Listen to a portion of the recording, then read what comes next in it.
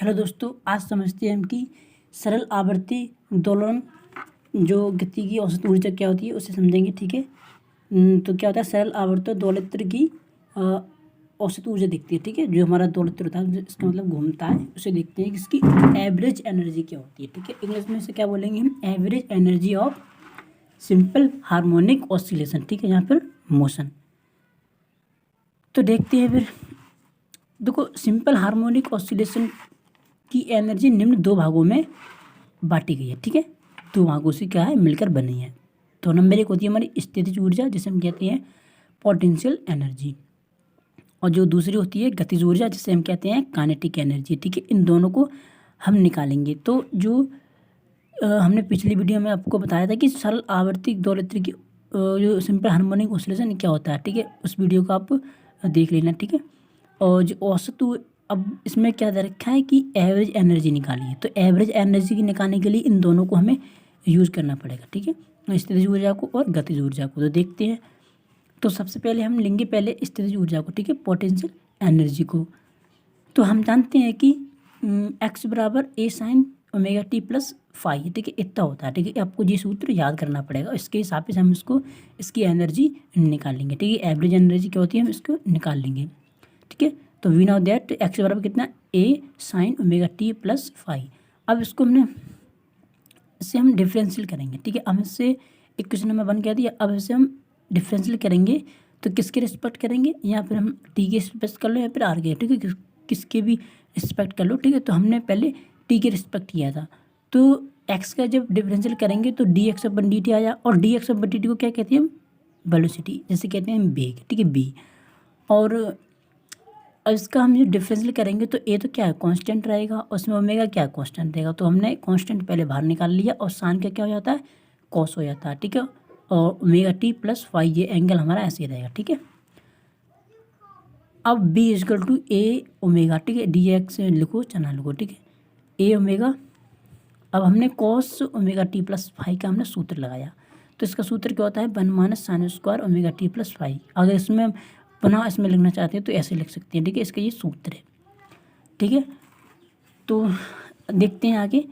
अब हमने देखो ये है हमारा sin² omega T plus five, जी एक तरीक़ा से हमारा जहाँ से हमने निकाल लिया था। देखो ए sin omega T plus five है। ठीक है, जी हमने इसको ए में अगर ऐसे ले जाएंगे तो ए इसका बट्टे में आ जाएगा ना, एक्स अपन ए, और ये इधर आ जाएगा, यानी कि हमारा एक्स अपन ए की होल स्क्वायर आ जाएगा। ठीक है, आ जाएगा ना, जाएगा होल स्क्वायर। तो क्यों तो ठीक है, तो इस तरीके से हमने इसको निकाल लिया। अब B is equal to A omega, और इसको क्या कर लेंगे, ए की मल्टीप्लाई करेंगे तो ए स्क्वायर माइनस एक्स स्क्वायर आ जाएगा। अपन कितना आ जाएगा, ए स्क्वायर आ जाएगा। ठीक है, हमने इसी तरीके से यहाँ पर किया, A square minus X square upon A square.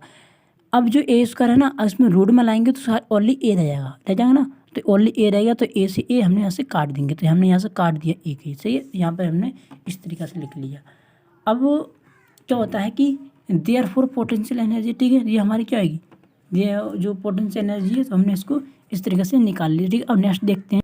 ठीक है, अब उसमें बता रहा था कि देयरफॉर पोटेंशियल एनर्जी, तो हम इसको पोटेंशियल एनर्जी को निकालेंगे। तो पोटेंशियल एनर्जी हमने यू बराबर दे रखी है माइनस का इंटीग्रेशन एफ डी एक्स।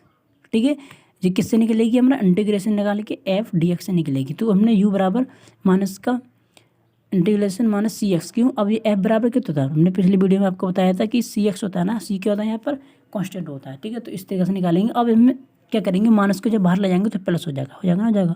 अब सी एक्स बचेगा, सी भी क्या है, कांस्टेंट है, तो सी को बाहर निकाल लेंगे। यहाँ क्या बचेगा, एक्स बचेगा। अब एक्स का इंटीग्रेशन करेंगे ना, तो हमने एक्स का इंटीग्रेशन करा तो क्या आ जाए, एक्स स्क्वायर अपन 2 आ जाए। क्यों, क्योंकि यहाँ पे एक पावर जुड़ जाती है और नीचे बटे में आ जाती है इंटीग्रेशन में। तो सी डॉट एक्स स्क्वायर अपन 2 करा, और प्लस ए क्या है, यहाँ पे इंटीग्रेशन साइन है ये। ठीक है, ए क्या इंटीग्रेशन है, तो यहाँ लिखा है ना, here is constant of integration. ठीक है, ऑफ इंटीग्रेशन, ए क्या है, यहाँ पे इंटीग्रेशन है।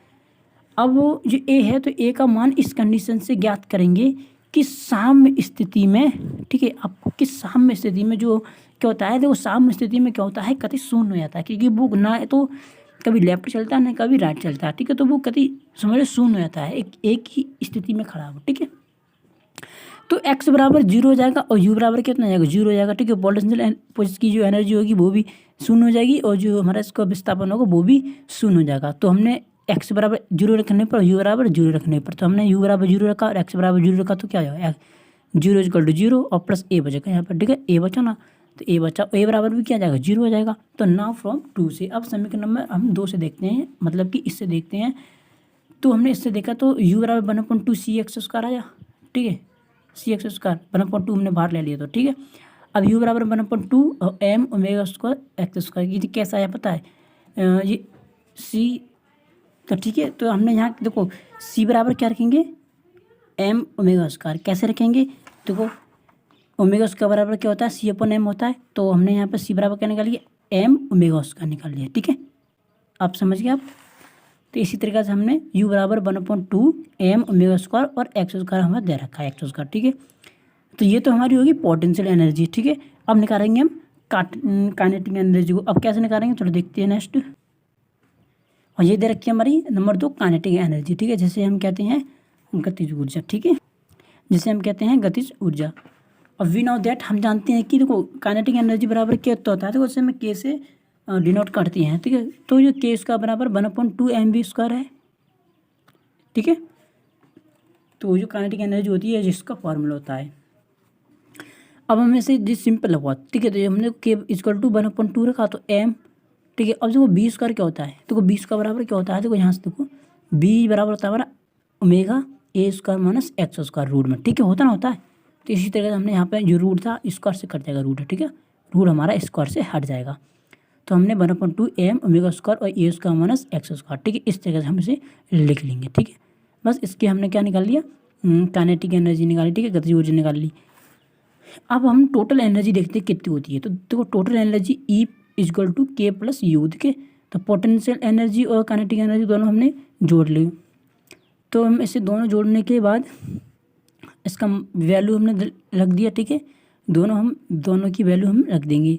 अब दोनों की वैल्यू रखने के बाद हमने क्या किया, E equal to 1/2 m omega square और a² बचेगा। ठीक है, x² कहाँ यहाँ से कट जाएगा। ठीक है, जो क्या है माइनस x² यहाँ प्लस x² से कट जाएगा। ठीक है, अब क्या बचेगा यहाँ पे a² बचेगा, w उसका बचेगा, वो ओमेगा स्क्वायर बचेगा। ठीक है, 1/2 m। ठीक है, अब बट ओमेगा बराबर हमने क्या रखा, 2πn रखेंगे। ठीक है, ओमेगा बराबर क्या रखेंगे, 2πn रखेंगे। तो हमने यहाँ पर रख दिया 1/2 m। अब इसका जब हम रखेंगे ना तो इसका स्क्वायर हो जाएगा, तो इसका स्क्वायर क्या हो जाएगा, 2 का 4 हो जाएगा, π² n² है, जो 2 से कट जाएगा 2 बचेगा। तो ई बराबर कितना बचेगा, 2π² n² a²m। ठीक है, तो हमारा ये आ जाता। अब क्योंकि टोटल एनर्जी, अतः हम जानते हैं कि जो हार्मोनिक ऑसिलेशन एक कंजर्वेटिव, समझे ना, कंजर्वेटिव सिस्टम है, कंजर्वेटिव सिस्टम होगा क्योंकि वो कैसे एक हार्मोनिक ऑसिलेशन होगा, वो हमारा संरचित रहेगा।